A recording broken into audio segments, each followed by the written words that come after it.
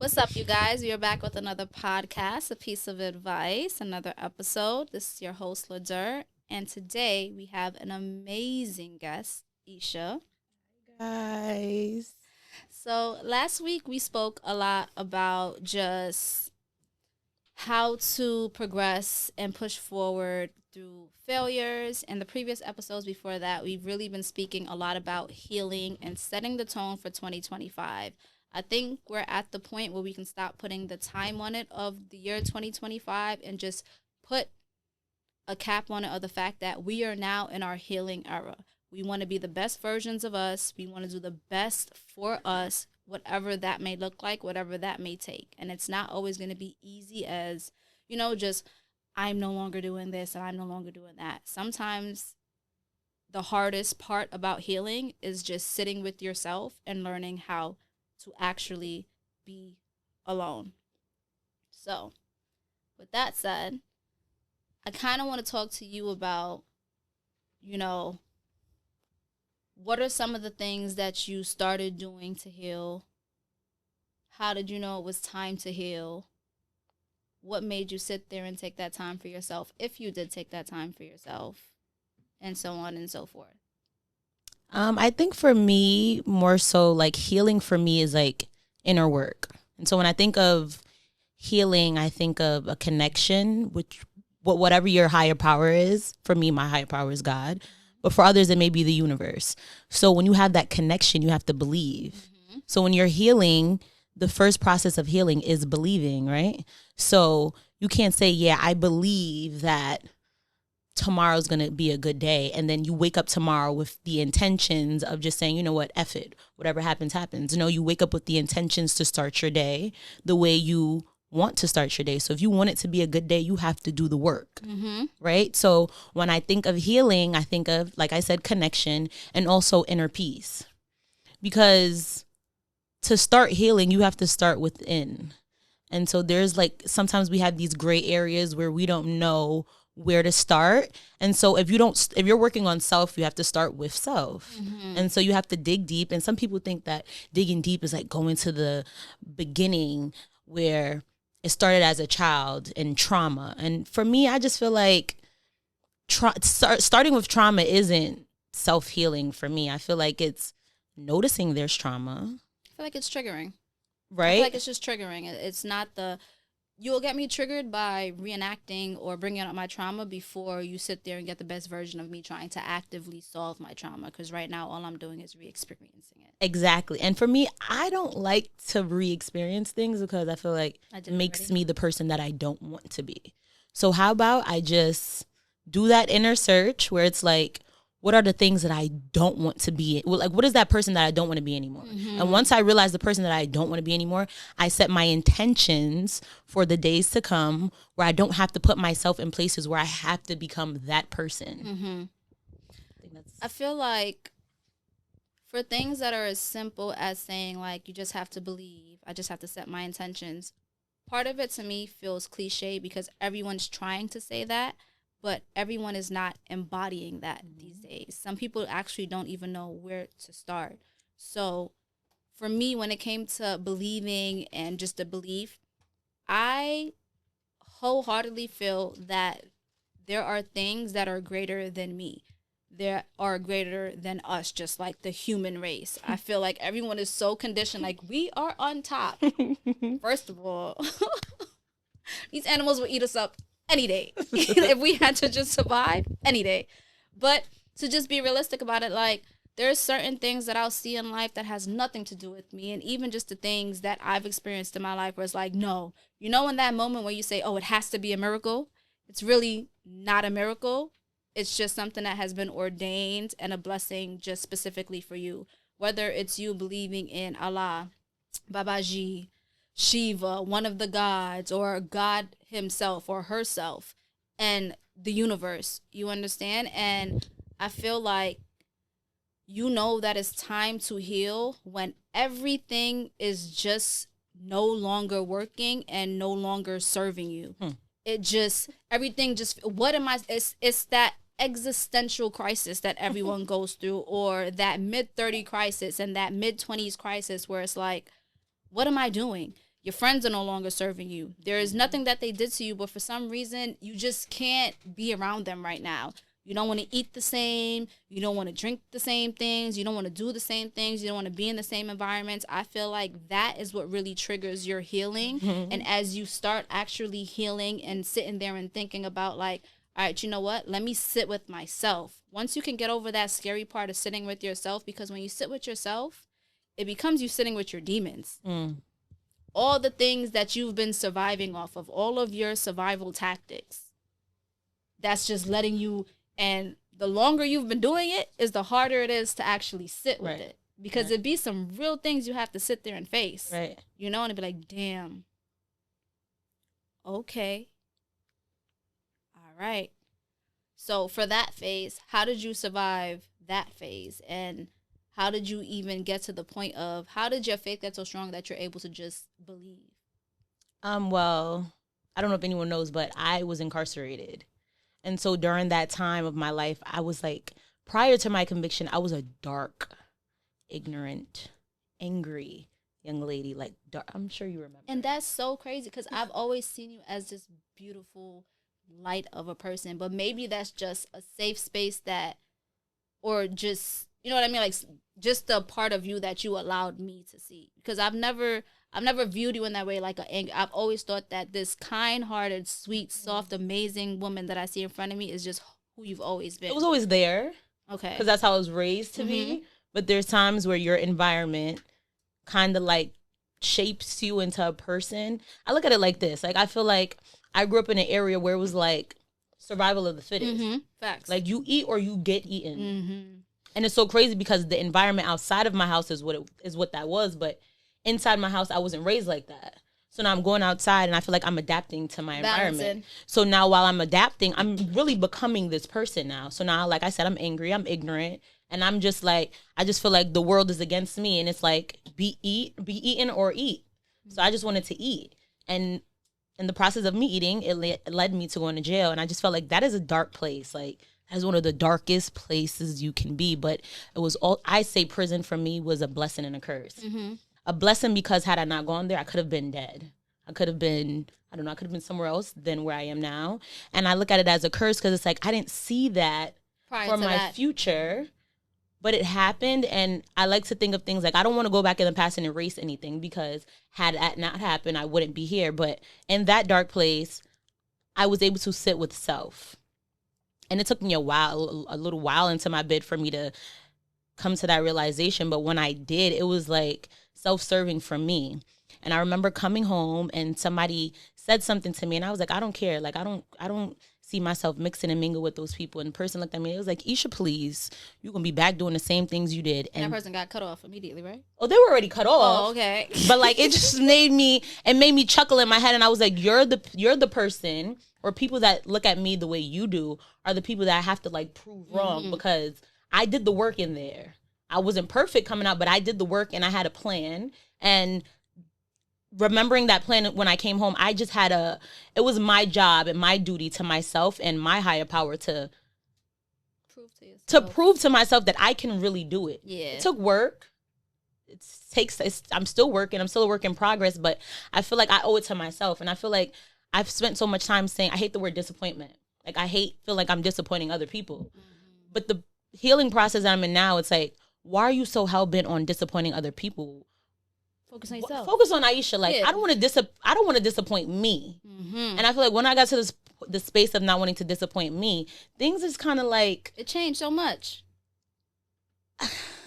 I feel like, no, it changed a lot. Yes, don't get me wrong, it changed a lot. But I feel like once I did that, like once I focused on not disappointing myself, and made things more easier for me to like go, like, you didn't get that job. Okay, you didn't get that job because God has something plan. Way bigger for you. This friendship didn't work out. Maybe this person was just a monitoring spirit and you just didn't need this person around you. Okay, go. They served their season and the season is up. And everybody has an expiration date. A season date. and a reason. And sometimes I feel like we get so caught up on wanting to keep people around without realizing that the people and things that we're so hell-bent on keeping or bringing on this journey with us are just not meant for this journey. You know what I mean? Mm-hmm. And so when you get to that point and you realize that they're not meant for this journey and they're not meant to go on this walk with you, I think it makes things a little bit more easier because you're doing things with intention. Mm-hmm. And when I say intentions, I mean like you're doing it because it doesn't align with you on this journey in this part of your life right now. And it's okay. Like everybody is not meant to sit on, some people are meant for the bleachers. That's okay. And everybody's important. Everybody plays an important role, whatever your role is. Everyone plays a role. So I feel like once I got to that space, the healing journey became so much more easier for me. I feel like one of the biggest parts of the healing journey is realizing that everybody that you started with is not meant to continue with you. A lot of those people that you started with are reasons why you're actually traumatizing people that you're actually supposed to be healing from. One of the biggest things for me is, I think for me, I've been on my healing journey for really the past 3-4 years, and it's been rocky years. I don't even feel like my best friends know who I am as of this day. And it's always been a big question for me of, are we even still best friends? Are we even going to continue still being best friends? Do I have space for you guys in my life? Like, do you guys fit? And it's not a question that can be answered without sitting there and, of course, giving the 1,000% opportunity to see that you guys are still in a place where you're willing to learn me. Because one thing that I know is that as I've been healing, so have all my best friends. But we can either be healing together on the same path, even though we're doing different things, or we can be healing, still moving and progressing, but still going in different directions. A lot of things about people that you meet and people that you have is the simple fact of, it's hard for people to compartmentalize. And that goes beyond just them compartmentalizing outside of themselves, but within themselves. People can't differentiate, okay, this person does this and this, or I have to do this and this. That. You understand? So a lot of the times when people know you or knew you as who you were, it's very hard for them to expect something different and accept who you are now, because they don't know that version of you. Mm-hmm. And it's actually not a capability for them to learn who you are now.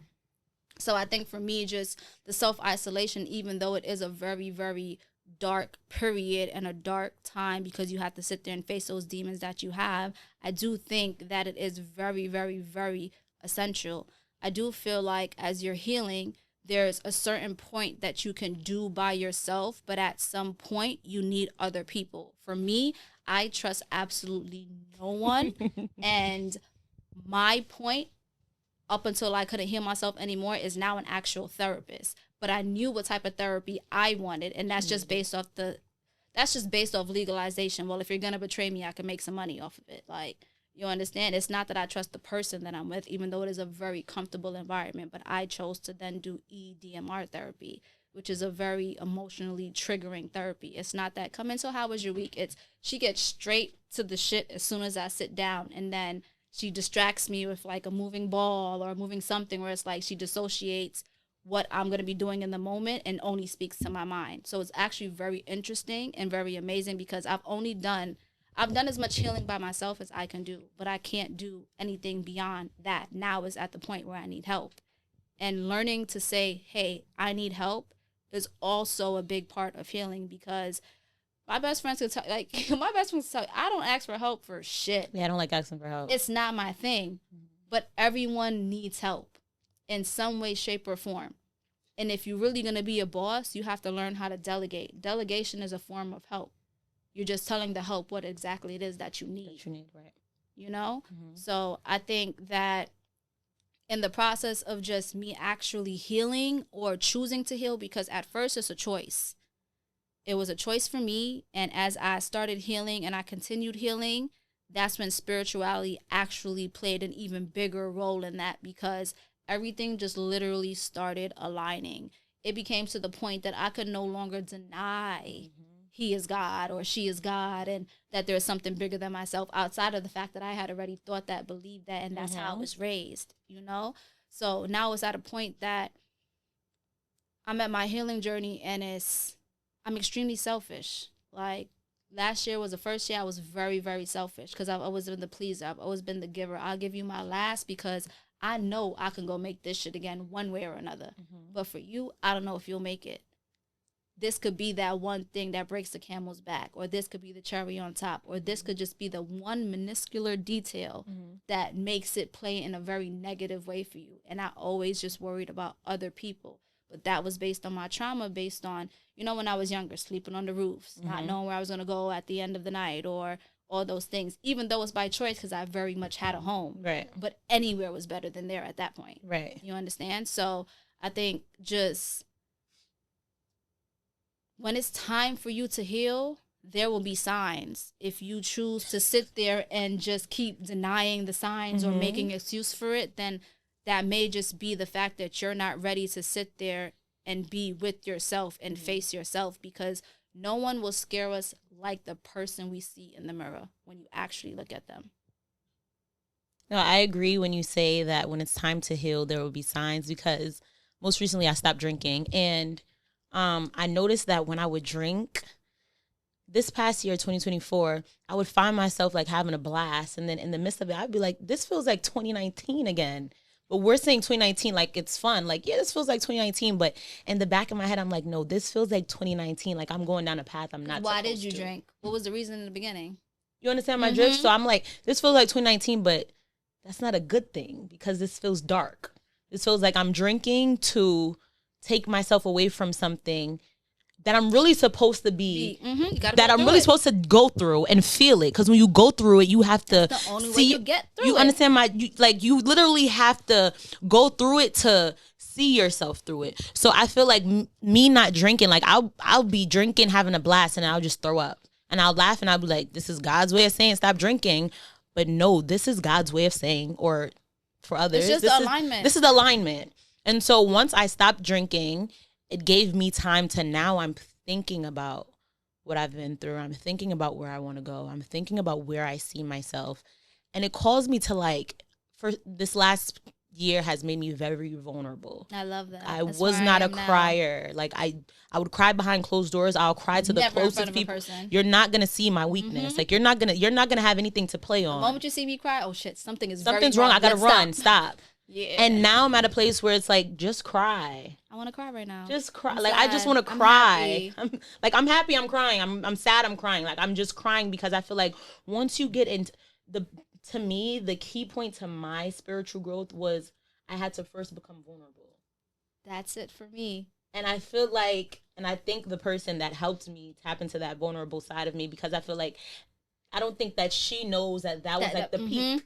Like, that's what I needed. And I feel like if I didn't just, like, embrace my vulnerability, that I probably wouldn't be healing the way I'm healing. Because I was taught as a kid that don't let nobody see you sweat. And we have to stop thinking that being vulnerable is a weakness. It's not a weakness. Strength. It's a strength. Because if you can do that, if you have the courage to do that, you are, like, you're it. You want to be that it girl. That's one of the it points. That's how you do it. People eat up the vulnerability so much. Like, oh my God. You know what I mean? Like, I felt like this too. Like, you know why people really love TikTok? Because it's a real place. You see the sides of people that no one else wants to show on Instagram and everywhere else. Like, that's really what it is. Nowadays, we're so caught on this aesthetic. Like, you have to be this. And if you're not this, then you just won't fit in. Well, how about we try this route? Exactly. And a piece of advice podcast is this route. Listen, it's a safe space. Do what you need to do. Feel how you need to feel. Find your community. Just be you. If you have to cut off the whole world and you feel alone, this is an amazing place to be, outside of just having that entity for yourself, God, the universe, whatever it is that you like to classify it as. For me, I wholeheartedly believe in God. And I also believe in the universe. I believe that the universe was created by God, which was a gift to us that we can connect to. You understand? And I just feel like when you feel like everyone else has given up on you, don't give up on yourself. Yeah. When you feel like you have no one else, you always have yourself. If you cannot rely on yourself, then how can other people rely on you? Don't turn to people when everyone makes mistakes. There's not a single perfect person. That being said, sit there, realize if you are in a place where you're ready to heal, if you've already started your healing journey, or if you plan to start your healing healing journey, sit there and look and see if you've seen any signs, because the signs are always there, but sometimes you turn a blind eye purposefully. Is there anything that you would, or any type of advice that you would give to someone who's on the beginning or wondering if it's their time or their turn to begin their healing journey? I think gratitude. And I say gratitude because you have to be thankful for where you are and where you've been. Mm-hmm. And if you don't show gratitude to those two things, then it's going to be hard for you to see yourself through anything. Mm-hmm. And so when you show gratitude, it's you thanking the universe, God, whoever it is. You're thanking them for what they've brought you through or what you've gotten through. Because like I said, if you can't see yourself going anywhere if you haven't been through something. Right. So once you show gratitude, just get up in the morning and say, I'm thankful for this morning. Like, Mm-hmm. I'm thankful for being alive. Like, I'm thankful for the sun. Just show gratitude for something. Because without gratitude, I mean, right. What are you aligned with? Exactly. And also take into account the things that no longer serve you, that you no longer want. Because in those moments when you're looking at what you're happy for, what you're appreciative of, but still take into account what you no longer want, that is the trigger or the key or the image that you can sit there and solidify as to what it is that you need to begin healing. Because if you're still doing it and you're still seeing it, that means it's a pattern, it's a habit. Thank you guys for tuning in to A Piece of Advice. I hope you enjoyed this episode. Make sure you like, subscribe, comment, share, and let me know what you want to talk about next. Bye, guys. Bye, guys.